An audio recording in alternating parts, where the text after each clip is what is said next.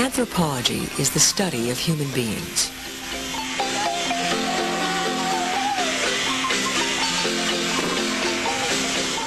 We study anthropology because we want to affirm and celebrate life. And to do so, we must first understand it in all its richness, in all its complexity, in its incredible diversity.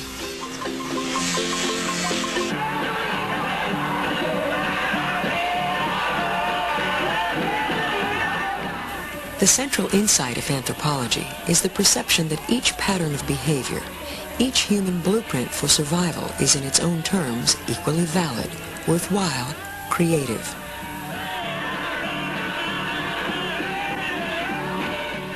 Anthropology asks that we give up our ethnocentrism, the tendency to judge what others do solely by our own values and standards.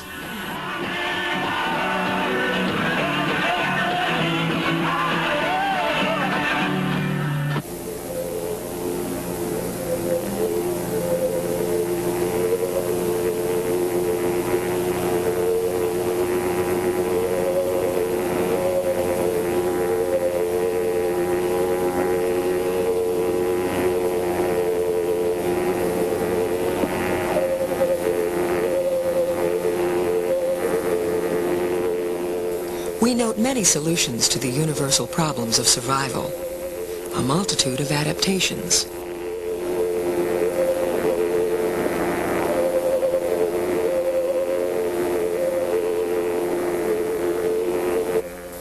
Without respect for the myriad adaptations that men and women have made to their environments, we are all in danger.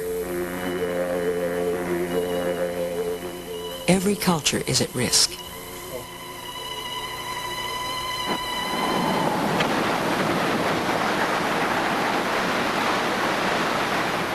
If this desolate island could speak, if this windswept landscape could bear witness to the horror, they would tell of the most complete case of genocide on record. Some had already had common cold and pneumonia and stuff. By this time, they were absolutely frightened, terrified of the place.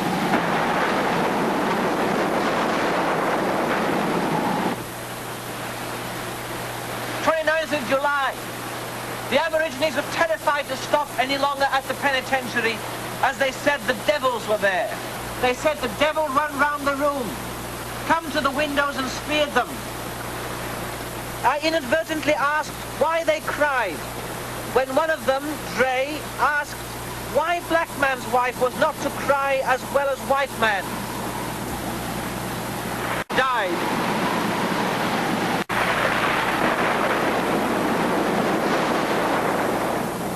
The British recorded the brutal details of their destruction of the Aborigines in journals.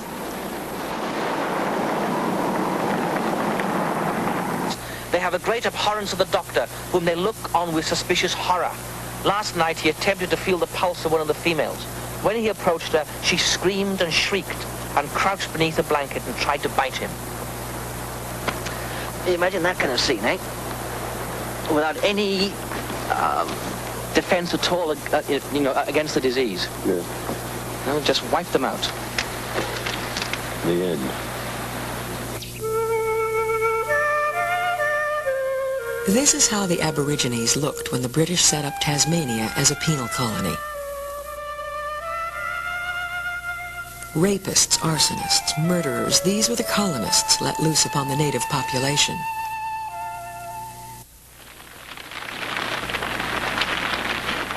As devastating to the Aborigines was the importation of millions of sheep, which throughout the 1820s and 30s drove them from their ancestral hunting grounds.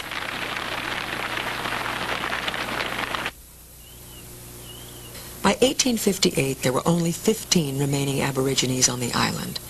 One of these was Truganini, who was to become the last full-blooded Tasmanian.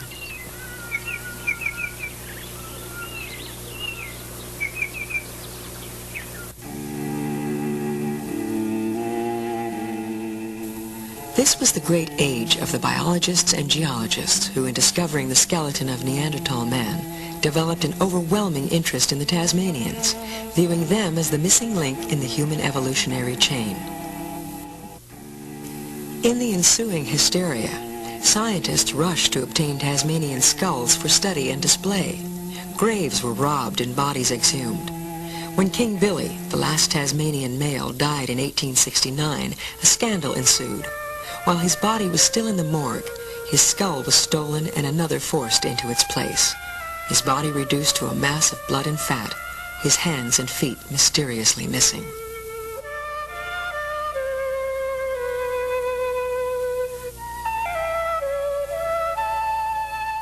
Truganini's last years were dominated by the fear that her own dead body would be violated.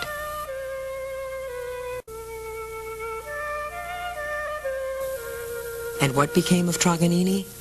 Her worst fears came true. Her skeleton was hung in a museum as an example of so-called primitive anatomy.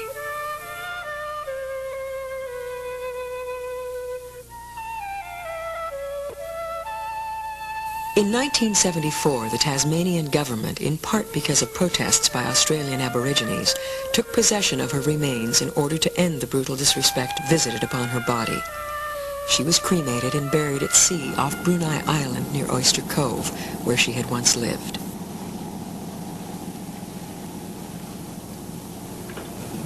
The case of the Tasmanian Aborigines is a tragic example of one culture assuming superiority over another, and then reducing that culture to silence and extinction. Modern anthropology would soon come to condemn such a record.